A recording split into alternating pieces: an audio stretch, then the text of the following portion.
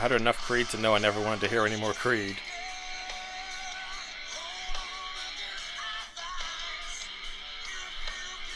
Ow. Ah. You deserve that. I pinched a nerve. Whatever just happened, you deserved it. I pinched a nerve. Oh. Ow. Oh, that really hurt. Wait for it. Wait for it. If you turn it off, Wait for it. Voodoo doll will stop.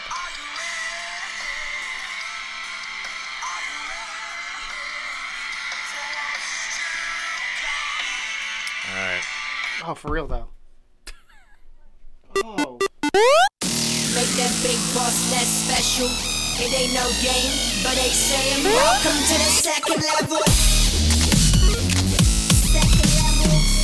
Second level gaming. Second level. Hello, Internet, and welcome back, or welcome to the official Level 2 podcast, episode 49. I didn't know you were going to break. I was trying to like move my head every time you said something, but then you went podcast and you threw me off, so you ruined my whole thing. My name's Keegan, one half Level 2 Gamers. I got a pinched nerve right now, hanging out with Tom, the other half Level 2 Gamers. So if I just randomly twitch, it's because I was singing Creed beforehand, be like, are you ready, Tom? And then it just like... Creed, comma. Comma or karma? Karma. They said comma. Creed, comma, Pearl Jam, comma, 30 Seconds to Mars, comma, My Chemical Romance, comma. Karma, as in you played Creed and then you got pain in your neck, and Story, that is rightful. You know, I met Scott Stapp. You said he was a prick, right? He was all right. He was definitely full of himself. He seemed like a prick. Yeah. It was really funny when I saw him live before we jump in, because at the time he was doing solo stuff and nobody fucking knows Scott Stapp's solo career, and he played Arms Wide Open. And then what's the other song? They have another song too that's like big. You're asking the wrong guy. When they played Arms Wide Open, the whole crowd just like was like, I know this song. It's like when I said Red Jumpsuit Apparatus and they played Face Down, I was like, I know that song. Gotcha. I don't know anything else, but I know that song. So I had fun with it. But anyways, this is the official Level 2 podcast. Tears of Jupiter. Drops of Jupiter. Whatever. You didn't even know the song. This is the official Level 2 podcast. My name's Keegan, hanging out with Tom. Hey. The way this works is normally we jump into the topic of conversation, but our topic right there was Creed because we were playing it beforehand. No, our topic is not that. I pick a topic, we do a thing in the middle, you pick a topic, then we talk about it, and we wrap it up, and then we go. Pretty much. Do it every week. Next week, though, housekeeping. Next week, we're doing this live. Fun fact, it'll be live, so it'll look a little different. We won't have the studio behind us back here. This is the studio. Be on the couch. We're going to be on the couch because we're going to go, starting at 1 p.m., hopefully, if all goes right. Starting at 1 p.m., we're going to start with Indie Please Details, record that. When that's done, we're then going to jump into Codename Morpheus, record that. When that's done, we're going to jump into this podcast. When that's done, we then jump into game. Back to back. So, that's what we're doing next week. Come join us, 1 p.m. Central Standard Time. I figure the official podcast next week could be a lot more like freewheeling. Like we could do like a live Q&A or like, depending on how many people are watching, I guess. Yeah. But it'd be fun. Yeah. We'll see. It's gonna be a good time. So, without further ado, let's jump into to my topic. Your topic is hilarious. My topic is Assassin's Creed Origins is amazing. Have you played it yet? No. Cool. I do own it though. Okay, it's on the back burner. What's your topic? That was our whole topic. Yeah. No, so a little background on me with Assassin's Creed. I played the Assassin's Creed games later. I didn't play them when they first came out. I played 1, 2, and then Brotherhood isn't that like a DLC of 2? It's not technically 3. No, Brotherhood was a whole other game, but it was like a spin-off of 2, so it was like the same characters. Okay, because that's where I ended. Well, there was Brotherhood, and then there was another one after called Revelations. It was the Ezio That's where trilogy. I ended. That's where I ended, was Revelations. Mm-hmm. And that's probably for the best. I played those. After that, I was like, Assassin's Creed, don't care. I got too bored. Played other stuff. Actually, I was doing lots of sports at the time. That's probably why I didn't have time to play video games as much as I wanted to, outside of playing with friends, which is why I play games with friends. Well, Assassin's Creed 3 ruined it for the whole series, I think, on a personal level. Like, it at least put off enough people that they were not as inclined to give Black Flag, which I heard was real good, and Rogue. I heard Rogue was pretty good too. Yeah, Unity kind of sucked. Rumor has it that Assassin's Creed Rogue is getting remastered for PS4 and Xbox One. I would play. Don't know if that rumor's true, but that's a rumor. Allegedly, it's way better than Unity was, so I'm fine with that. But Assassin's Creed Origins, this Assassin's Creed game is definitely an Assassin's Creed game because you assassinate the crap out of people and you're stealthy and all this kind of stuff. You're part of a creed.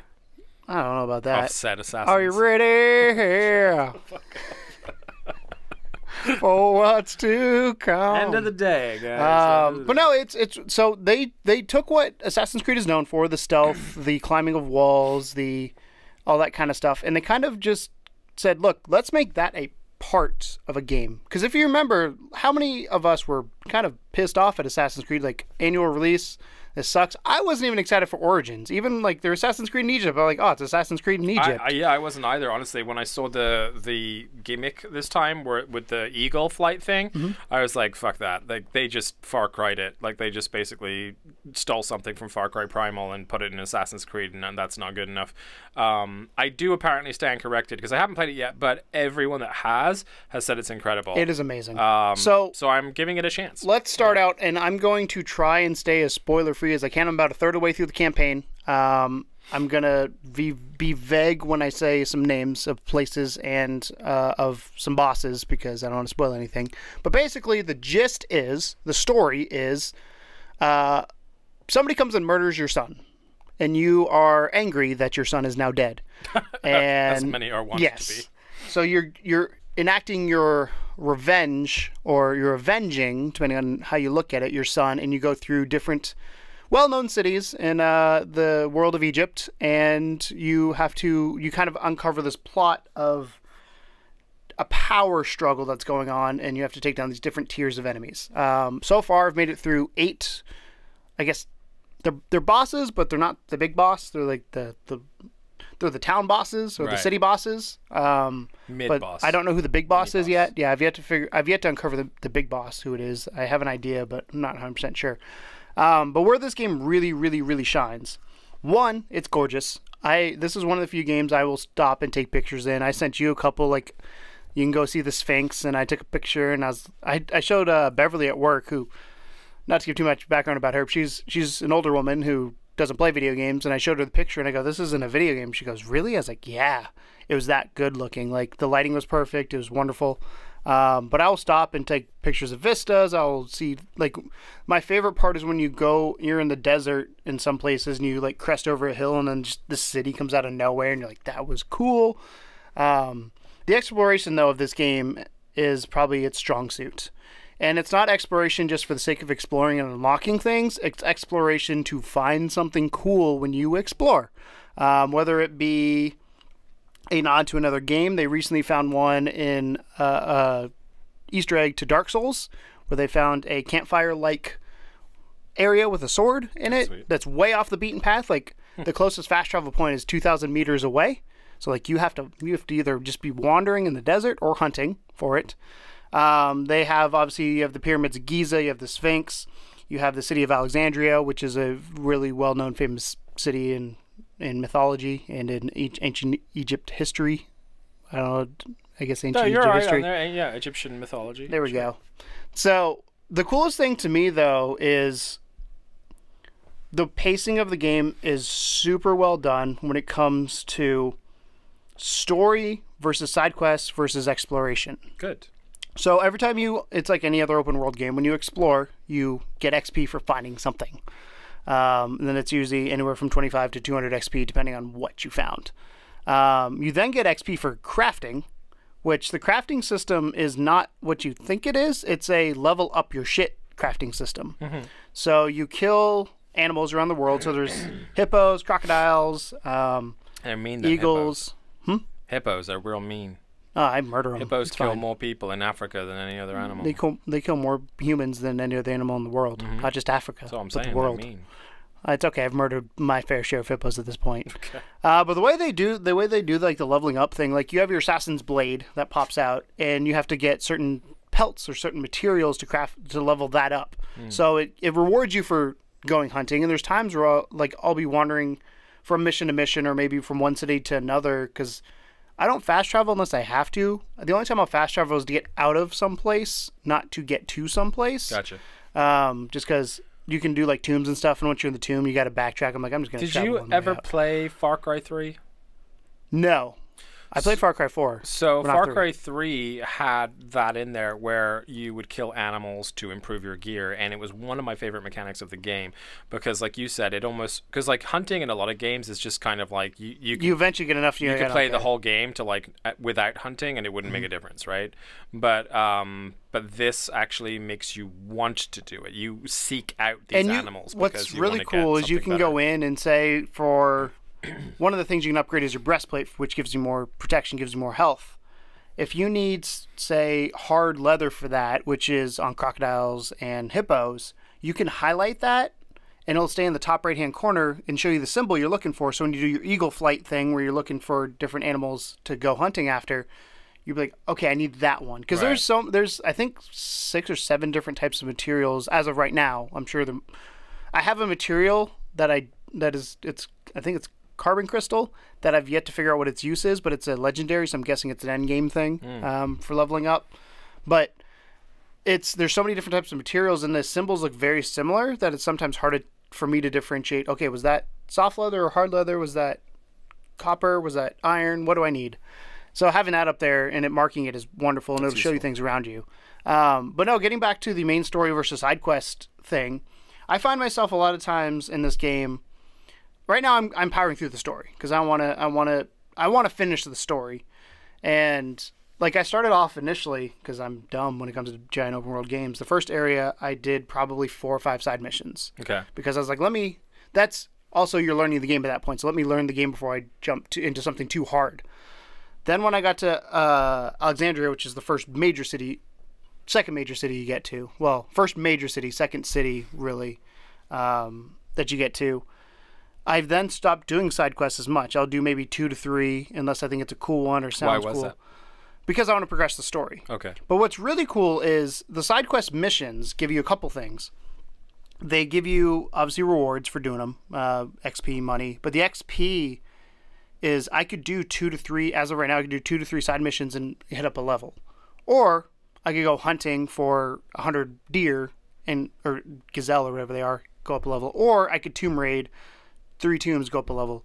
And I tend to do a combination of all that. And the leveling system takes a second to get to the next level. Like right now, the next mission I'm supposed to do is level 25. I'm currently level 22. So I'm probably going to do a couple more side missions, but I'm not disappointed because I've not done any for a while. Right. I've kind of like, okay, I went here, and I could... The balance is decent. Yeah, and I could probably go do that next mission if I was good enough, and I probably, at this point, could finish it, but I don't want to get somewhere and then get stuck and have to be you'd rather at least try it on the recommended level.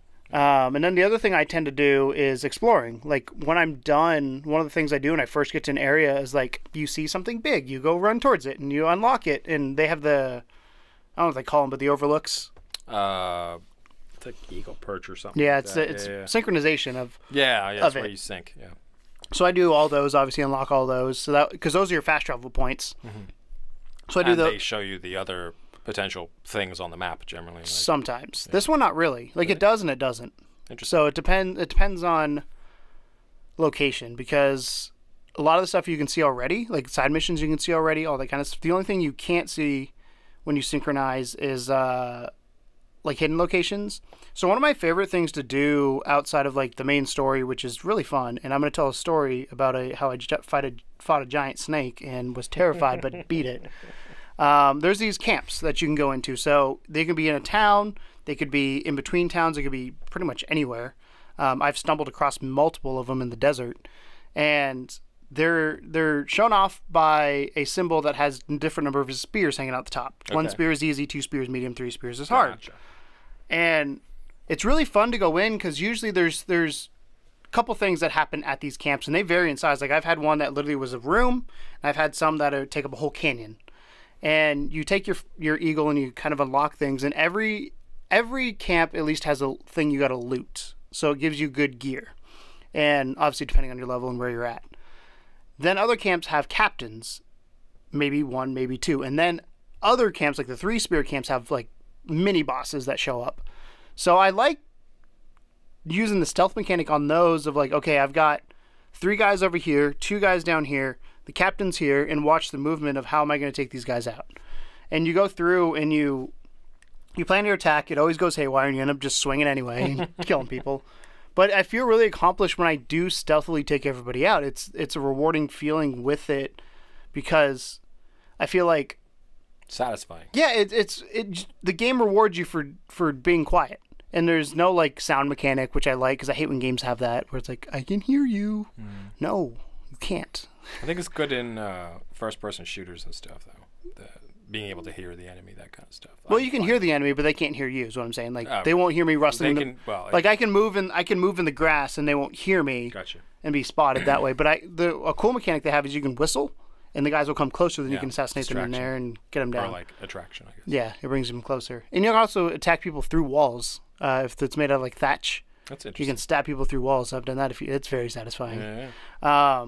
But no, those are probably my favorite. Like outside the story mission area, those are my favorite. Exploration. I'm a big history fan, as you know. So exploring Egypt is really cool. All the well-known things and the less well-known things, and the moment where I realized this game was amazing, in my opinion, was the fact when I wandered the desert for maybe 15 minutes. And I didn't get bored. Because how many games have you been in a desert and it's just nothing? But it's always that thing of like, if I cross the next area, and you can see on your mini radar, you can see question marks of like areas of interest. But they tell you how far away, but they don't tell you what they are. But maybe that next peak is a prayer circle or whatever, where I can line up the things to get something else later on in the game. Or maybe it's an encampment, or maybe it's a tomb, or maybe it's just a treasure. One of the initial complaints with Assassin's Creed, like from the very first game, has been that the balance of side quests versus story quests was always off a little bit. Yeah. Was that the side quests were too similar. There was always the same kind of thing. It was always a fetch quest, or it was always a follow this guy quest, or whatever. Is that more varied and interesting now to the side quests? Because like they did improve it a little bit with Unity, where they had like the detective cases and stuff, which I thought were really cool. But in Origins, as someone that's not played it yet, are these side quests interesting and different enough, or are they basically the same thing over? There are obviously similarities, and each town has some similar version of every side quest. Right. I've not run into the issue yet, and again, I've not done a lot of the side quests to where I feel like I'm doing the same thing over and over. Right. My favorite ones are because what really saves the side quests in this when I do them is I care about the main story, but I care about these side quest stories. Like there's such deep lore there on it, and I'm not usually a lore guy. Like Assassin's Creed lore or Egyptian lore? Like Egyptian lore. Oh, okay. Like the story of what you're doing makes sense in the scheme of things. Because the other question I had was that this is called Assassin's Creed Origins, and as far as I understand it, and correct me if I'm wrong here, and stop me if it's a spoiler, but isn't the idea that you are actually the first assassin? I do not know. I think that's the idea. I'm not far enough along yet to know. That's fair. But I thought that was the idea behind it, was that like, because like everyone always kind of assumed that Altair was the first assassin from the first game, and that was back in medieval times. But I think what they were hinting at with this is that even if you're not the original one, that at least you're gonna maybe find out who was. Yeah.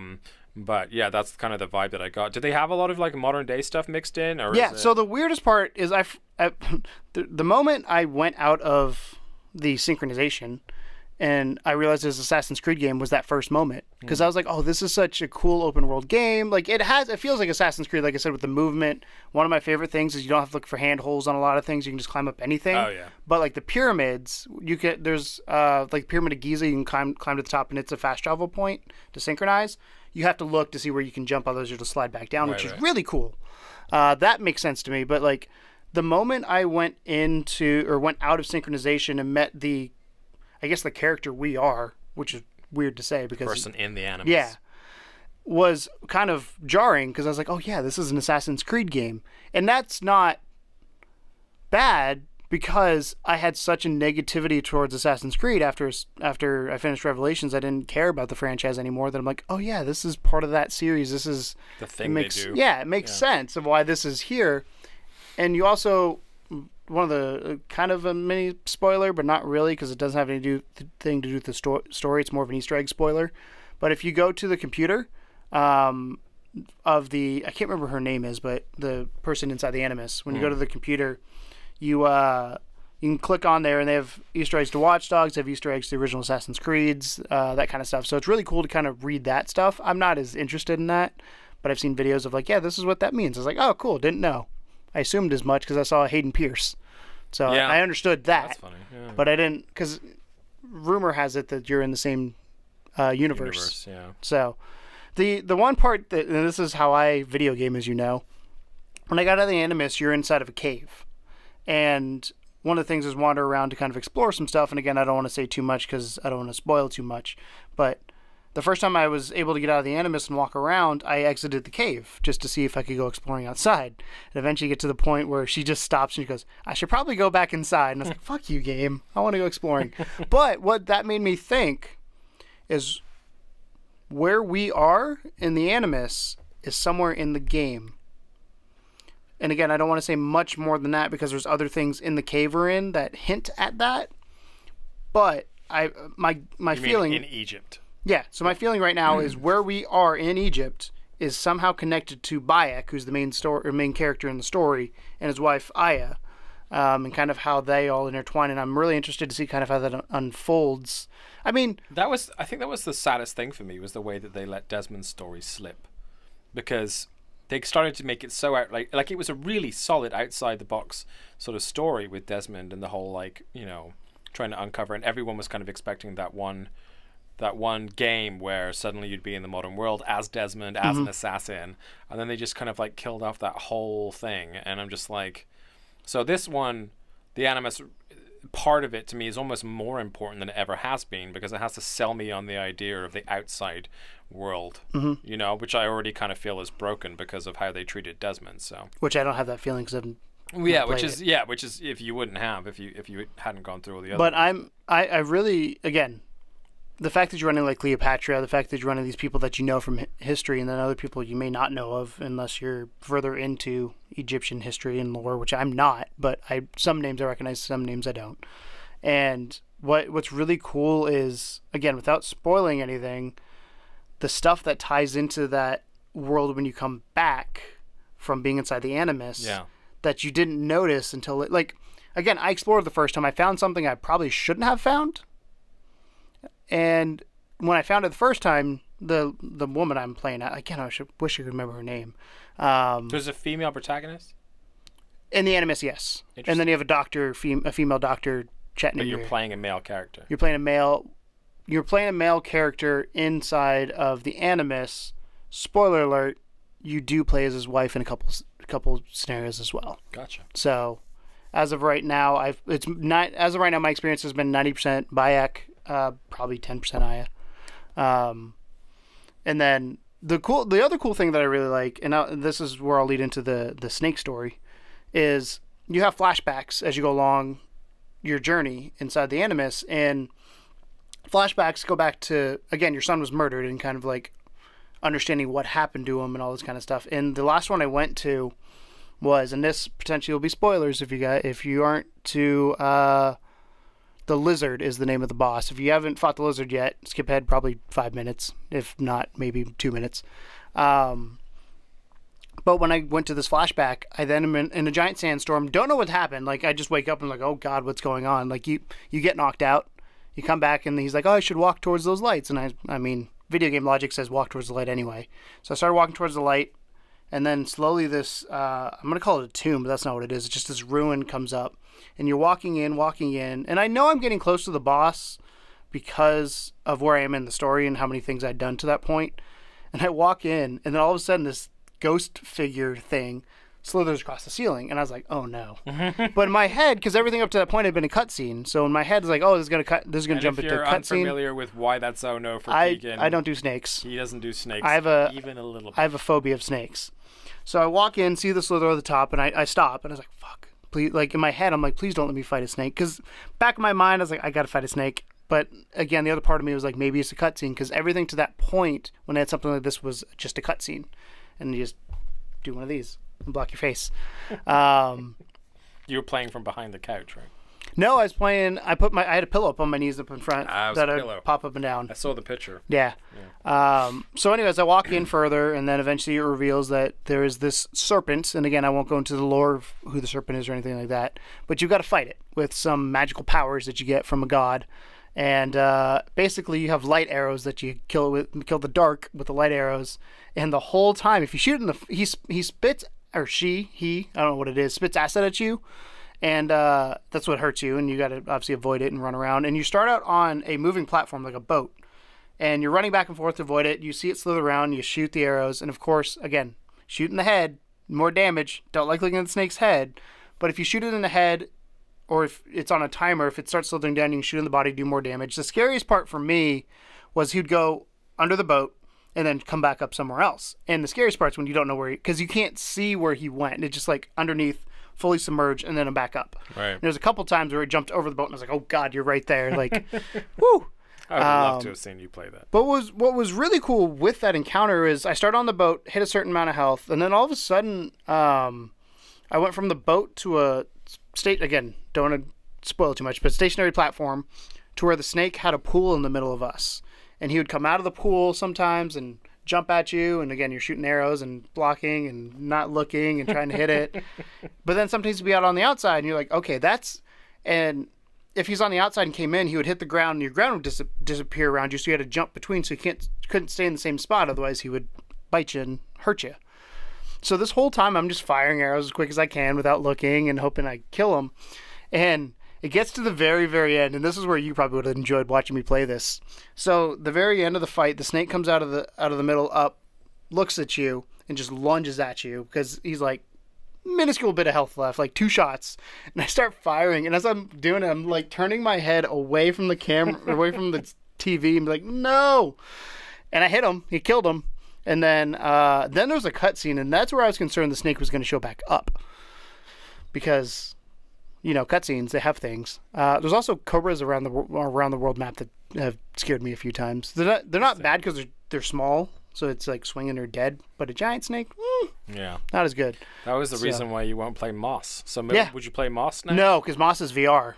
That's true, but it's not like first person. It doesn't matter. You don't see the snake striking at your face. It doesn't matter. It's a snake. Okay. You should see me play this thing. Like, the fact that's a testament to how much I'm enjoying this game. The fact that I would fight through a snake to get to the next section. I gotta say, that's impressive. Like, for you. that to me is a true sign, because I will not play any games with snakes, because I have a legit phobia of snakes, as you know. So that game is amazing. I really do love Assassin's Creed. I can't wait to finish the story.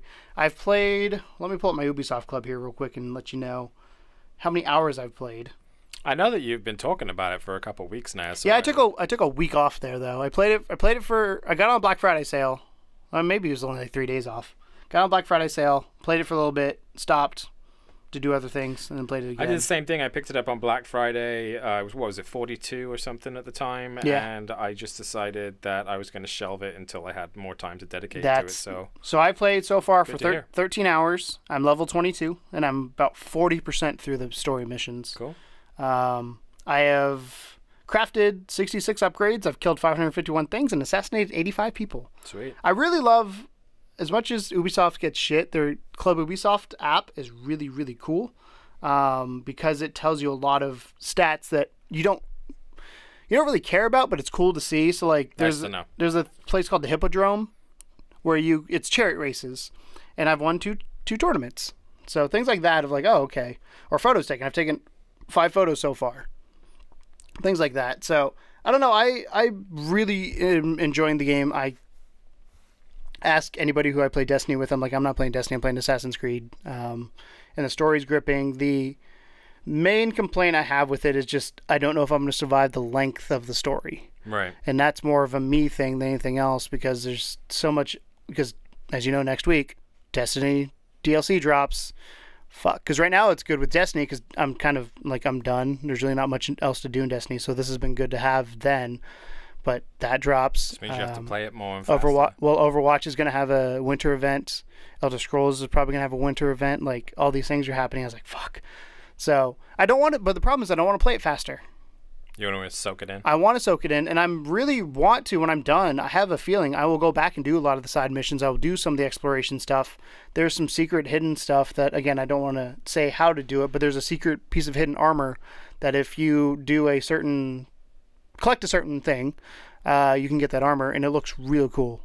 So Sweet. This is one of the games I do research on and kind of like, hey, how do I get that? There you go. Assassin's Creed Origins has 2 thumbs up from Keegan. And it has in-game microtransactions, and I will say, I bought them. You did? Yes, for 2 reasons. One, they show you the location. One shows you location of temples.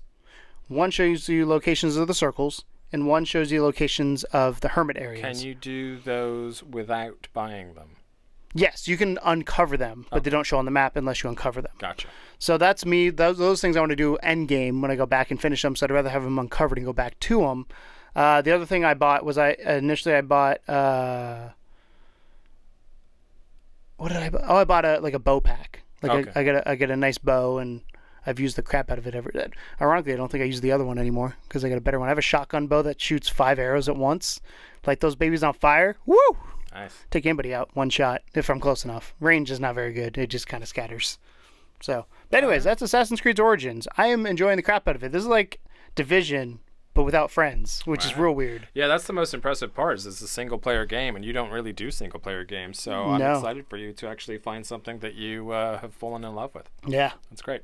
Moving on, our middle section today. Go for it. We're going to talk about Halo. Is that right? You were supposed to go great moments in gaming. Oh, sorry. We're going to talk about great moments in gaming history. There we go. But yes, we are going to talk about Halo. Specifically, Halo Combat Evolved, which is the first one. Well, look, they want me to pay. Good old Wikipedia is losing money. Well, they don't make any money is a problem. So, those of you who don't know, Halo Combat Evolved is a 2001 military science fiction first-person shooter video game developed by Bungie and published by Microsoft Studios. First game of the Halo franchise, it was released as a launch title for the Xbox gaming system on November 15, 2001, is considered the platform's killer app. We've said this many times. Probably without Halo, Xbox doesn't exist, and it's crazy to think where it's at now. Yeah. More than 5 million copies were sold worldwide by November 2005. Microsoft has released versions of the game for Windows and Mac OS X in 2003. Did not know that. And surrounding storyline elaborated into a series of novels, comic books, and live-action web series. The game is later downloadable as Xbox original for the Xbox 360. An HD remake was made with the Anniversary Edition and then the Master Chief Collection. What I want to talk about with this, though, is, I'm going to see if I can find it here real quick, is... If I'm right, I think that... It started out as a Mac game. I was going to say, I think it was an Apple exclusive. Yes. And that was going to be how Mac got into gaming, but somehow it ended up in the hands of Microsoft instead. Here we go. This is the story I want to tell, and then we'll talk a little bit about its impact on Go for it. Gaming. On July 21st, 1999, that's before my brother was born, wow. During Mac World Conference and Expo, Steve Jobs, a little dude named Steve Jobs, announced that Halo would be released for classic Mac OS and Windows simultaneously. Before this public announcement, games industry journalists were under a non-disclosure agreement had previewed the game in a private showing during E3 1999 and reportedly were amazed. Bungie Studios later stated an even earlier development build of the game was centered around real-time strategy and was basically myth in the sci-fi universe. At E3 2000, the first trailer for Halo was well received. The version shown there differed greatly from the one exhibited previously, making the first major overhaul in the game's development. At this point, Halo is a third-person action game in which the transport starship crash lands on a mysterious ring that orbits a star, so the Halo still existed. Early versions of the Covenant aliens appeared in great numbers and loot what they can, and the war erupts between them and the humans. Unable to match the technological advanced alien race, the humans on the ring world would result to guerrilla warfare version. This version of the game featured Halo-specific fauna, which were later dropped for because of design difficulties and the creatures' distraction from the surprise, drama, and impact of the flood. I'm going to zoom in here so I can see this a little bit better. Where'd it go? I lost it. Oh, there it is. As rumors had predicted, Microsoft announced on June 19th, 2000, that it had acquired Bungie Studios. Halo became an exclusive for Xbox for Microsoft's Xbox game console, and Bungie Studios rewrote the game's engine, heavily altering its presentation and turning it into a first-person shooter. Originally a key element, the game's online multiplayer component was dropped because Xbox Live would be unfinished at the time of Halo's release. That ended up being big in the long run. While a playable demonstration of the game at GameStock 2001 and was well received, critics had mixed reactions of its exhibition at E3 2001. The game was released in North America simultaneously with the Xbox on November 15, 2001. The Combat Evolved subtitle was an addition by marketers at Microsoft who felt Halo alone was not descriptive enough title to compete with other military-themed shooters. I think Combat Evolved was stupid.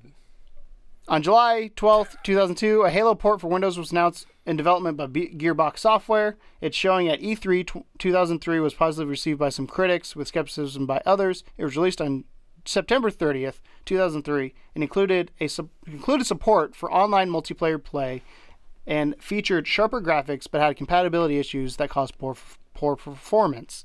Halo was later released on Mac OS X on December 11th, 2003. On December 4th, 2007, the game became available on Xbox 360 via the Xbox Live Marketplace.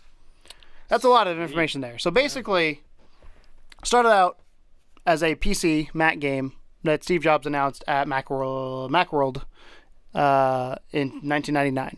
And then third-person shooter. Microsoft janked Bungie. Yes, third-person sci-fi, a real-time strategy game. Basically Halo Wars. Halo I guess. Wars. That's what it became. Basically became Halo Wars. Yeah. What they were. But then Microsoft bought Bungie, and we can't deny again kind of what Halo meant for the Xbox for multiple things. One, that was the killer app. Like, whenever I had an Xbox, I don't think I had it at launch. I think I might have gotten it at Christmas in 2001. I might have had it like the first year, because I remember my mom paying an arm and a leg for that shit. She was not happy. Yeah. But I remember having the Xbox, and you played Halo. And I remember Halo also had on the, because that's the only game I owned, I think, at the time. On the disc, you also had the demo for Fusion Frenzy, so I played the crap out of that as well, back when games had demos on them. Forgot by that. Yeah, it was a time. Magazines used to have demos on them at one point. Well, not on them, but in them. No, well, glued to on the magazine, physically. Or inside, you rip them off. Yeah. But no, so Halo is one of those games that I joke with people that it's kind of the first quote unquote adult game I played. Up to that point, I was a Nintendo guy. I played N64 is what I grew up on, but I definitely made the switch when Xbox happened. I can't remember why I went to Xbox. I think it's because I thought of the PlayStation as a weird Japanese system. My friends had, which is what it is. My friend had a PlayStation. Like my other friend had a PS2.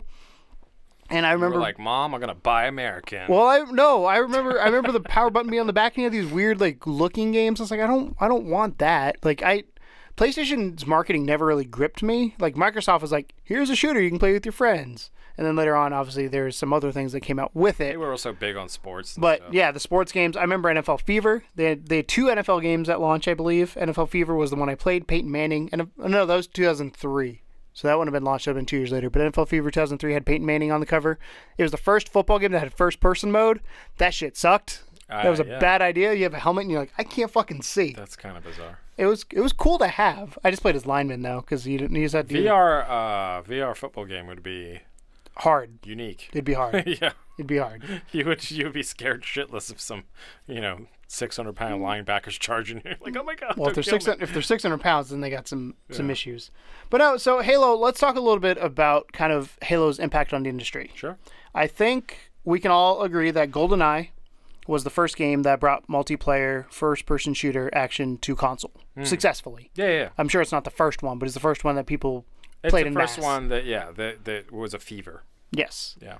Second one, in my opinion, that kind of nailed it with the way they did things. And Halo, the first Halo didn't have this initially, but at Halo 2 and Halo 3, and what made the series what it is. Oh, excuse me. The story they had initially was what gripped people in Halo 1. On Halo 2, it was online. Yeah. Like Halo 2, Halo 3 online. I remember playing for hours. Online is kind of legendary. And then what was it? Which one had? One of them had Forge. I can't remember if it was 2 or 3 that introduced Forge. But then you could make your own modes and people could upload and all this. And like, it's really funny because I don't know, Bungie, the people who made Halo, made Destiny, And a lot of the complaints right now are people wish that Destiny had the things Halo had in 2005. Yeah. Like, bring back rank matchmaking. Like, I remember me and my friends, we weren't super competitive, but secretly you were. Like, if you got a lieutenant rank and your friend was a captain, you're like, fuck you, I gotta beat you. And they did it really well with that system because I think they did it per playlist. So if you played in social, you had one rank. If you played in competitive, you had a different rank, which is good because if I'm playing social, I'm playing differently than if I'm playing in competitive. My rank really didn't matter as much. But you unlock stuff as you went up, so you got different helmets and all this kind of stuff, and it rewarded you for being good at the game. And I really wish more and more games did that. And I remember people bringing Xboxes and Xbox 360s when we went on. I was part of many sports teams. We would have the person who's bringing the Xbox? Okay, you got Xbox. Who's got controllers? Who's got the Ethernet cable? Who's got the switch to run in the hallway to be able to, and not the Nintendo Switch, an Ethernet switch for those of you who are too young for that, to run in the hallway to connect and do a LAN party. Like, we legit had cables at one point. I think it doesn't matter. I think it was Will's house, but I'm not sure if that's right or not. But I remember one point we had a LAN party where there was a team in the living room, and then we ran, no joke, probably I think a 50-foot Ethernet cable to the bedroom. And we had another TV in there that we played with, and we played Team Versus. And the coolest thing of that is you had the camaraderie of being in the same area and you're shit talking to each other. You can't screen look, which is why I liked it. But you have that moments of like, say I would snipe somebody or somebody would snipe you and get a cool kill. You'd have that visceral reaction that you then could hear. So if you did it, you're like, fuck you. Like, that was awesome. Like, I enjoyed it. And obviously with your friends, you're like kind of rubbing it in a little bit. Right. But then the other way around that was like the shit talking that happened. Like, it's like, I see you camping up there, and you just yell down the hallway, and they could hear you. Versus the headset, like the headset's cool, but there's I miss a little bit more divide. In general, to be honest with you. We used to do it with Command and Conquer. We would have a couple PCs going, running Command. You just order a bunch of pizzas and just hang out, and it was so much fun doing that kind of stuff. And I do miss that because I feel like a lot of times now, I think online gaming has done a lot of good things because it's brought you, like, I can play with my friends in Australia or wherever they're from. But you have less physical interactions while gaming. Lost some of that closeness. Yes. Yeah. So Halo, we can talk about kind of how it started, the first person shooter. I don't think it was the first one that did twin sticks, but it was pretty well done with the control scheme. Well, the Halos never had iron sights, did they? If I remember correctly. Yeah. So that was always unique to me. The reason I didn't like it as much as like a Call of Duty at the time was because I love iron sight play. Mm-hmm. Like, I like to be able to aim properly, and Halo never had that. So the third person aiming thing, or the hip firing, was just kind of annoying to me. But yeah, I don't know. Like, I played the original Halo, like, in the early days, and I didn't hate it, but it just didn't click with me at all. Oh, like, I loved it. Same way that it clicked with some other people, especially the online. Like, there's something about it that I just couldn't gel with. The coolest thing I loved about online is that, I play with my friends, like I said, and you can make custom maps and all this kind of stuff. And this wasn't the first one. This was later on in the series. But I remember we would just fucking put tanks on a map that shouldn't have tanks, and you just blow the shit out of people. Like, it was so much fun. Like, the stupid stuff you did, and when you play, like when we played seriously, it was team BRs, like because you get headshot, one hit kill. That's how you learn to get good in the game. Or sniping. Like, I went home. This is probably 3 or 4 years ago now, but I went home to go visit my parents. My brother had Halo 4. I don't know. I think it's Halo 4. That one's on Xbox 360, right? Because Halo 5 is on Xbox One, so it's probably Halo 4. And I went back home, and the online servers were still up, and we decided to play, and I was sniping the shit out of it. Like, it's one of those games where it's like getting on a bike. It was real weird at first, but then you get it, and you're like, I got this. Right. And all those memories flooded back of playing this game with my friends. Then, of course, they re-released it with all the map updates and everything, and with the full online compatibility still in there, which is, I think, the first time in history anyone's ever done that. I mean, I know they remastered Call of Duty 4 and that kind of stuff, but they didn't really...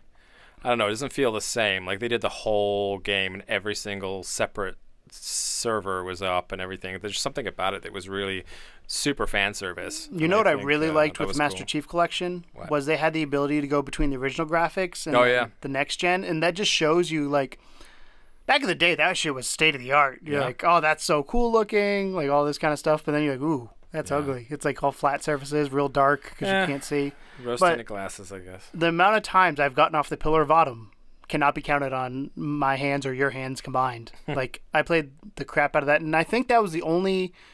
I think I finished Halo 2. I never finished Halo 1's campaign, but the co-op is what made me play stories. Like, I remember playing, I had a couple friends of mine that we were just like, let's go through the story. You do it on normal, and then you have the skulls that you could bring in, and it was just so good. Like, I don't know what it was about that game that clicked with me, but the camaraderie, I remember being competitive but also having fun. And then you kind of like the more hyper unrealistic style of play as well, so the fact that you can jump in the air with a bazooka or whatever is like down your alley. Dude, when we played Rockets, that was, you get somebody trapped in a room, you just fucking launch rockets. I never liked that stuff. I never liked the air jumpy stuff. The only game I think that has successfully done that really well is Titanfall. But like with Infinite Warfare, Advanced Warfare, like all the Call of Duty games that had jetpacks and stuff, it was just like I think it works in Halo to an extent because you're a space marine, I guess, or whatever they're called. So yeah, jumping around and sniping people is one thing, but I don't know, it's never really been my bag, you know what I'm saying? Yeah. But clearly yours. So. Yeah, I was really sad when Bungie got rid of and when 343's not done a bad job with it, in my opinion. It's not. I think it's also got franchise fatigue to a certain extent, where you switched hands. The original thing's over, so you started over. But your first segment, this podcast, was about how great Assassin's Creed Origins was, and that was a one that had franchise fatigue big time. Yep. But then they learned that you don't have to make a new game every year, and I think if Halo took a little bit of that, and especially with Call of Duty, the new one, like that's been selling like hotcakes because it gave the fans what they wanted, which was let's stop going bigger and weirder with it and actually start pulling it back to why people fell in love with this game to begin with. We also, like with Assassin's Creed, talk about like the Ezio collection. Like, right. People love that. People love the original Halo trilogy. I feel like this next trilogy, or whatever the hell they make it, of games, we're only in 5 now, so we don't know if it's a trilogy. It's only 2 games. Whatever that becomes is a thing. And like I hated Halo Reach. I hated ODST. Reach was all right. ODST I didn't like, but like I wasn't a fan of ODST. I know people that love those games. 3 was probably my favorite. 3 was my favorite. Yeah. Like hands down, it was my favorite. Storyline wise, anyway. Oh, I love the online. Hard story. Yeah. 3 was the one. There's the one map on Halo 3 where it's just basically mirrored of itself, and you had the room to the bottom left. Well, if you're starting on the one side, obviously the bottom left. You had the rockets in the middle, and there's always a race to get the rocket launcher in the middle. Right. And then you had the camouflage on the right, and there's a race to the camo. Whoever got the rockets and got the camo would get an early lead. And I just remember there being standoffs in that narrow hallway in the middle. Every time you just see plasma grenades come flying through. You're like, who's got this? And then if you got stuck, you felt dumb. Yeah. And then you had the sniper that would go up top. It's good stuff, though. I mean, it's like you said, it single-handedly saved the Xbox console. I don't think the Xbox console... It made the Xbox console. Yeah, I don't think it would exist in the fashion that it does now. I think it would have been a flop without Halo. And I don't think they had anything else in the launch titles that was matching Halo. And then the sad part is, like I said before, is I feel like Halo's kind of lost its luster, even with Xbox diehards. As you know, I'm unabashedly an Xbox guy. Like, I have a PS4 because that's where my friends are now, but I'm an Xbox guy.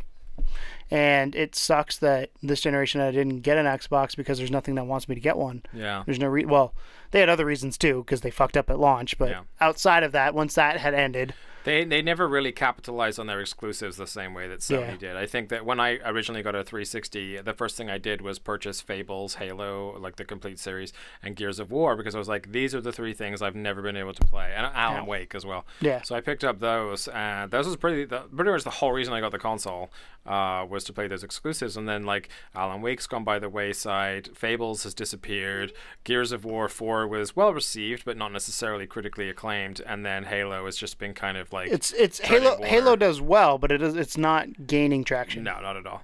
And then you have things like they come out of left field, like Overwatch and stuff, that have just overtaken it in the amount in terms of like the esports arena and that kind of stuff. The online play. But I'm glad that at least Call of Duty seems to have righted the ship a little bit, even if Halo still has yet to do that. So cool. That was a great moment in gaming. Halo. Combat Evolved. Yes. Cool. Well, thanks for sharing. Do you guys remember the first Halo? Did you play it when it first came out? Was it the reason why you got an Xbox? We'd love to know. Let us know. I remember being the one last note. like I said, most of my friends had PlayStations. Xbox, I was, my parents had some money. I was one of the first kids of my friends to get the Xbox because it was expensive. It was like $800 Canadian at the time. Like it was not cheap. I don't know what that converted to America. Probably I think 600, 500 something. But I was one of the first people that got it, and I remember people making fun of me for having it. And then they came. It's like the PSVR thing of like, just come play this game, and it's just like, holy shit. And then you're like, what else? And I was like, I don't know. Yeah. You got this game. We'll play this for hours. Fables will be out in a couple months. It'd be great. Yeah. Well, even Fable, I never got into. Like, I great. Pretty much like you said, I played sports. Like, Xbox was definitely better for sports. So, and Tony Hawk. And online in general. Yes, because it's Microsoft. True. That's one thing they've always excelled at. Alrighty. Well, thanks for that. Moving on to your tale. To my section. This is actually not even my tale. What this is me taking suggestion from our Discord server. By the way, we have a Discord server. Link in description. You can get into it from the description, but we got a bunch of our good fans in there. And one of them, who is a Patreon for us, asked if we could do this question on the podcast. So I said yes. So I'm going to actually do his question as opposed to any personal tale of my own. So the question comes from Tigrado Power, who we recently put up his GT Sport Level 2 car video. You may remember that. It's really cool. He spent a lot of time putting together this sweet car. He sent me, that's only one. He sent me like pictures. Oh, he's done tons, yeah. But he loves that stuff. He's a big racing fan. And he was talking about how, he'd been really, really happy with GT Sport. And everywhere he looked, there was just so much kind of negativity surrounding it. It ended up on that top 10. Watch Mojo has a top 10 most disappointing games this year, and I think it was number 6 games chart. A lot of the VR users were disappointed because they thought there was going to be way more in the way of VR for the game. They just kind of half did things. Yeah, a lot of people just sort of not felt like that quite feeling it. And I haven't played it, so I can't comment. But, I mean, he loves it, and he thinks it's great. And what we kind of started talking about was about the kind of the incessant nature of gamers to always want more, or to be overcritical of everything. So is it a case of gamers being sort of, I don't know, like fed certain experiences that make them think that everything should be that level? Like, for example, when Skyrim came out on the VR, now everyone is like, well, if that can happen, then why can't we make GTA in VR? Why can't we make Fallout 4 in VR without perhaps considering the technical, qualities behind those games? But you have a lot of gamers that are almost spoiled by these bigger releases, and then when something comes out that is maybe not 100% in line with what they wanted it to be, and that's the important question, is really, what do you want to get out of it? Because with a game like Mass Effect Andromeda, which was, I believe, top of your list. It was number 1. I enjoyed that game. It's not my list. It was Watch Mojo. Fair enough. Watch Mojo.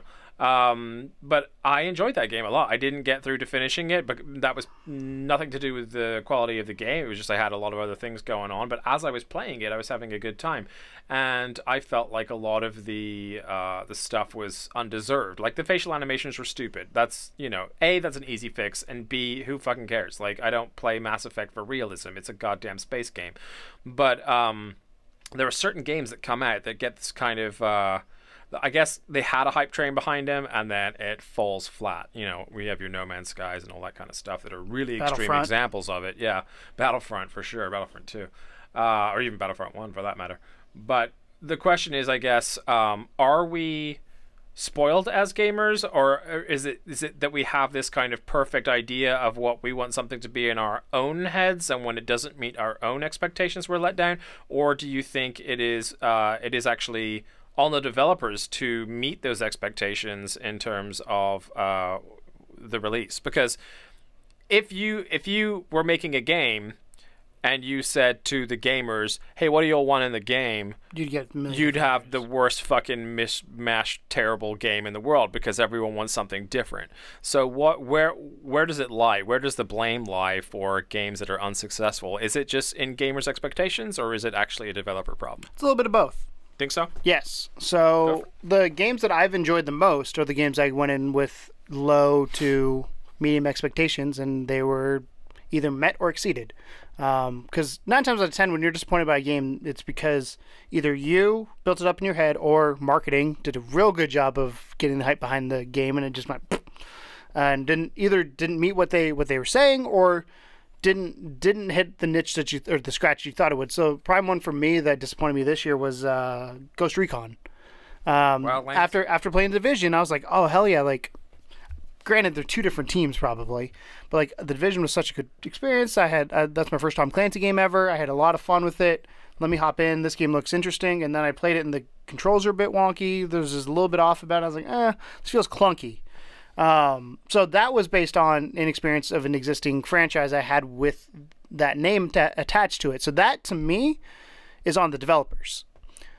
Because if you're going to put a franchise out and it's going to have the same name, it should have the same quality as a game before it. That being said, Division also had its issues as well with. But Tom Clancy, like, just because it says Tom Clancy in front of it, it's not like it was the Division 2. It was there's a million different types of Tom Clancy games. But Tom Clancy, after playing Tom Clancy's The Division, I had a certain level expectation to have that name attached to it. Even for a game like Tom Clancy's Rainbow Six Siege, which is a completely different game. Yeah, because it's a different game, but it has a Tom Clancy. You just think because it has that name quality, there should be there should be like some sort of quality. Yeah, okay. Of like, hey, we're putting this person, or Tom Clancy himself should be like, I want this to be up to a certain standard. Right. I'm sure he probably has no say in it at this point. Tony Hawk sticking his name on a game. Yeah, I'm sure he has no say in it really in the end. But no, that, like, to me, it's partially, like I said, it's us inflating things, especially on a new IP or something. Like Anthem right now is that game that everybody's super hyped for and scared for. Yeah, especially now with everything that happened. But like, it's one of those games like that. Everything they showed looks really cool, looked really good. It's Horizon meets Titanfall meets all these other different things. Like, it's like real cool and real hype. And in my brain, I'm like, I don't want to go too far, but that's me scaling it back. Versus like a prime example of like a franchise that has seen some issues is like Halo. Let's continue the Halo conversation. Halo 1 was good. Some might say great, but Halo 1 I will say was good, because in the scheme of Halo games, I don't think it was the best. Halo 2 built upon Halo 1. Halo 3 built upon Halo 2, which built upon Halo 1. And that's where I think it comes in, is every time a game comes out and you want those... Whenever a game comes out with the same franchise and the same series, it should be better than the one before, because you should have learned something from the one before. So you feel like sequels are more prone to that than new IP? Yes. So Destiny versus Destiny 2. Destiny 1, the big complaint, no story. Bungie's like, okay, here's a story. It's a serviceable story. It's not great, but it's what people wanted. The complaint now with Destiny 2 is broken endgame. What did Destiny 1 do really well? The endgame. And a lot of the complaints people in the community have that have played Destiny 1, and I didn't play Destiny 1, but the people I play with now that have played Destiny 1 said the system is broken because of multiple things. One, the progression system when it comes to like tokens feels cheap. You're reskinning the same system. Doesn't matter what you're doing. You're like, oh, I got 10 tokens. Turn them in. It's like a slot machine. Right. You're doing that. The rewards for what you're getting don't feel the same. You don't have any sort of incentive to do certain things. The big complaint though is in the PvP realm, and they're fixing it now, kind of. Hopefully, they've said they are, but they haven't said when. Is that PvP in Destiny 2 is missing stuff that was in PvP in Destiny 1. Like what? So the big thing is the playlist right now. So the way it works in Destiny 2 is you can play, I think they call it social, I don't know what they call it. Quick play. It's quick play or it's competitive. But within that quick play or the competitive playlist, you're rotating through game types. You can't choose a certain game type you want to play. Really? Yes. That sucks. Destiny 1, you could say, hey, I want to play Control, or I want to play this, or I want to play that. That seems like a giant step backwards.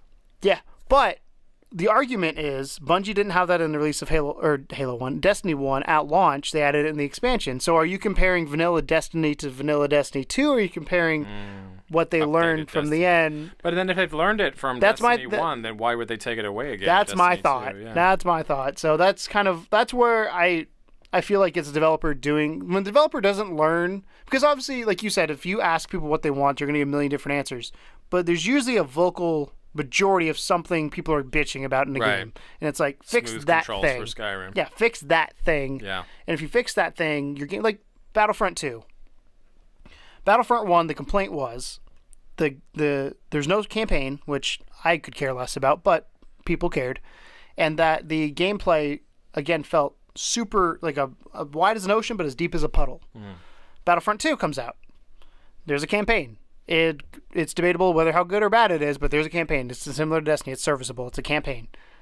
The gameplay modes are deeper, but then they go and fuck it up by putting microtransactions. So like, if they had not done the microtransactions, I guarantee Battlefront 2 would be the top-selling game right now. Yeah. And stuff like that, where again, that's an extreme case, but that's the developer doing the thing, that's not expectations from the fan saying, "Hey, we wanted this, it didn't meet that." That's the developer doing something, or the publisher, whoever it is, to make that decision. Do you think sometimes though that fans hype things up in their heads too much? Oh yeah. Yeah. Oh yeah.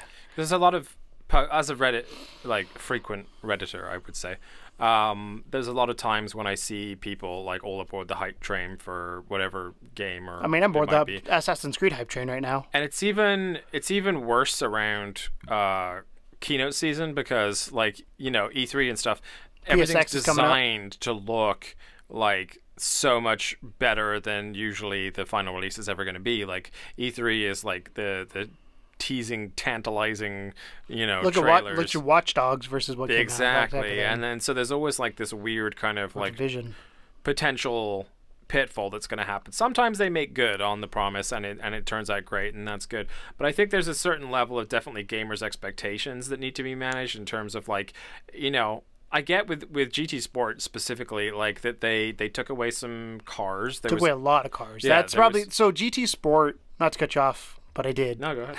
GT Sport, the big complaint that I've seen outside of VR community, because I'm going to take VR as a separate thing because it was not in a previous game. Yeah.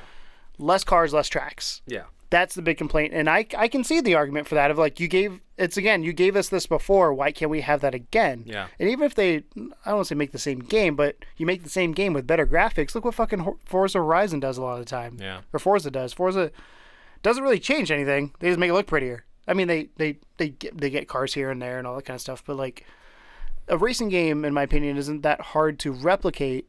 Granted, there's a lot of licensing that goes involved. Who knows how much it costs to have cars, exclusivity deals, all this kind of stuff. But that's where I think the issue comes in with GT Sports specifically. But do you think if the gameplay has had any kind of significant upgrade, that at least could be counted in favor and make it like, so we lost a couple cars and tracks, but the gameplay is far superior, the graphics are far better, you know, whatever it depends.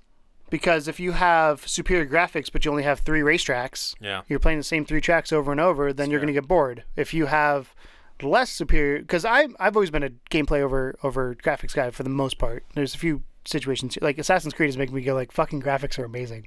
But I'll take gameplay. I'll take, again, and it's that standard of like, how far down will you go? Like, I've not bought a NASCAR game since NASCAR 2009, I think was the last one I bought, because they don't handle right.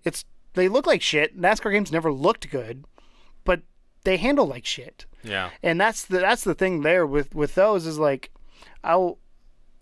you've got to get the gameplay down. If the gameplay's not there, it doesn't matter how pretty it is. And that's if we look back at Order 1866, not a bad game. I think the game was overhyped because people had different expectations of what it became. But I don't know. I just if it's a fine balance of the two. So say they went from, let's say they had 1,000 cars in the last GT. They went from 1,000 cars down to 800 cars. I don't think it's as big of a conversation unless your favorite car manufacturer got pulled out. Yeah. But then they could come out and say, hey, we don't have Ferrari anymore because they signed a deal with Xbox for Forza. Like, that's justifiable. That's like, this is what happened. Something actually caused I know this. You're kind of pissed that you don't have this, but we tried, it didn't work. Yeah. Versus going from 1,000 cars to 200 cars, that's an 80% drop. Yeah. So that's kind of where it's. I don't mind things like, because you're also to the point where if you oversaturate something, what are you gonna do? You if you have 1,000 cars and 500 tracks, you're not gonna play them all, but it's options. Everybody likes to have options. Yeah. I think it's a fine line, isn't it? It's a weird balance because there's definitely a certain amount of managing expectations for things. I mean, everyone wants the next. I mean, for sequels especially, because for sequels, you have an expectation because the first one. Yeah, you have a benchmark. You have something that you have to improve upon. For a new IP, it's kind of different. You know, something like Yooka-Laylee that we talked about earlier, like that was all set up to be the kind of spiritual successor to Banjo-Kazooie. Everyone was pumped on it. The Kickstarter kicked ass, and then when it finally came out, it did not meet those expectations. So for a certain amount of that, I think is on the developers. You know, but also the fact that everyone thought that nostalgia was going to save them from a potentially bad game. So it's, you know, it's like you said, it's kind of a little bit of both. I don't think there's been many games recently that have come out that I've like outright hated or just said, oh, this is nowhere near as good as the original. I've definitely had my fair share over the years. I mean, I stopped playing Assassin's Creed because I mean, well, I say Call of Duty for me is the one that I'm like, yeah, here's the thing though, you know, they righted that ship, man. World War II is incredible. I liked Modern Warfare. World War II, I'm like, man, it's good. It's really good though. I've not played it, so and I can't. It's you know, so Call of Duty at least listened and comprehended and changed things to the point where now that's the fans really like it. It's viable as a good esport. They got rid of a lot of the stupid stuff, and you know, they kind of they righted the ship on that one. I don't know if that's correct English or not, but there are definitely developers, I think, that I don't want to say they rest on their laurels, but they maybe they make their hit, they make their standout game, and then they just assume that they don't necessarily have to do much more for the sequel. They're selling on the name alone. Yeah, they're just going to putting it out there, especially like with EA on Star Wars stuff. Like they just think because it has the name Star Wars, it'll sell, and to an extent they're right, but also there's a certain amount of pride that Star Wars fans have, and they expect something to look and sound like you told them. That's like look and sound. A prime example right now is fucking Hideo Kojima. Nobody really knows what Death Stranding is, but the hype for that game is insane because of what he's done in the past. Right. That game could potentially flop. That's true. I mean, that's the thing. Sad as that is, it could flop, and I'd love to see. I mean, obviously don't want the game to flop, but if it did flop, I'd love to see kind of the reaction to it of like, was this a misstep, or how do people? Because people love Kojima, and I think you would probably classify yourself as somebody who does as well. Yeah, for sure. And like, I would love to see kind of how the reaction would be if that game did not do well, or if it's something I think it's so outlandish. Yeah, that one is a unique choice because that's one that everyone is basically going off of the fact that it's Kojima. But the dude has such a strong history that you have to respect that, and you have to be like, okay, you know, this is going to be good. The thing is that we don't know anything about it other than the weird Kojima. Trailers. Yeah, and it's Kojima. And it's Norman Reedus' fetus. For some people, that's enough, though. For some people, like they're like, you know what? Kojima is established enough that whatever this dude puts out, I think I'm going to be okay That's with like me with Mario. Like, I will buy... Like, I hated Super Mario Run. I bought it, and I paid $10 for the full game. Yeah. And I was like, well, it's Mario. Yeah, I mean, that's my justification. So there's definitely that contingent out there, I think, that will follow maybe a studio or developer like everything Suda51 puts out. There's a certain crowd of people that like are really let's be honest, that. Ubisoft has me pretty well in the grips between The Division, you're Assassin's huge Creed, on Ubi. Werewolves, like Star Trek. Mm-hmm. They've got me pretty well nailed down. So it's a mixture. It's a mixture, I think, of Just Dance 2018. No, not really. Can't miss the Just Dance every fucking E3. But I think it's a mixture. What do you guys think? Do you think that the complaining from gamers of any new or like bigger, I would say, releases that come out is justified to some extent, or do you think it's an awful lot of just you know, you built something up in your mind, and the echo chamber was all aboard the hype train, and then when it came out, you got let down by your own expectations as opposed to anything that the developer did or did not do. We're going for mixed bag on that, I think, as the final. It depends. It's situation to situation. Like I feel also to one final point is that echo chamber is. Back in the day, you had games journalists. Now everybody has social media. Right. And you can just say whatever the hell you want, and it can get shared pretty quickly. Games journalism is less trustworthy, I think, than it used to be. I think there's a point now where you do understand that some of the bigger games journalisms do seem to be favoring some franchises. Like every year, Call of Duty would get 9 out of 10 regardless of how it played or how it was. But there's certain things definitely that are shady at the top there. But I do think that word of mouth is more powerful than anything at this point. So we try to provide that for you, but we're your buddies. We're just talking around a water cooler about the games that we enjoy and don't enjoy. But I think for a lot of folks, it's a case of don't necessarily listen to everything the media says off the bat, because as we know, there's reviewers out there that'll give Skyrim VR a 5 because they're motion sick, and there's other people that think it might be the best thing since sliced bread. So it's a lot of somewhere in the middle. Yeah, it's a lot of like play it on your own merit or trust the word of people that that you agree with their opinions in terms of having to try and divide the muck from the gold. So. And that question came to you from Tegrado Power. Thank you, sir. Thank you for being a loyal Patreon. If you guys want to join our Patreon and help us make better shows and get better cameras and equipment and things like that, you can feel free to hop down the link below and do that. However, do bear in mind, it is old as shit right now, and we haven't updated it in forever. So we are looking to do that here at some point. So like the pledges and everything are all kind of weird. But one that we will stick with is that if you want a question on the show, then you will get it. So that was for Tegrado. That's about it, right? This is episode 49. That means that the live is going to be episode 50. That's going to be nice. It's going to work out good. We'd like to thank everyone for their support so far. This week's been really great for us. We've had so much attention with the Skyrim footage and Codename Morpheus, and the review did really, really well, and we've had some just really, really nice things said about us in the last week or so. And the one part that I'm really a fan of is that there's some folks that said that off the merit of the VR podcast, which was like their main thing that they wanted to get into, they decided to stick around and watch like the Level 2 podcast, or maybe even Indie Please Add Details, and they enjoy those as well. So that means the world to us, because obviously we put the same amount of passion into everything that we do. Some stuff takes off more than others, but we're always trying for you, and we're always trying to give you the best thing available. Anything you want to add, sir? As traditionally, no. Nope. In that case, thank you all so much for watching, and as always, welcome to the second level. Bye. Ain't no game, but they saying welcome to the second level.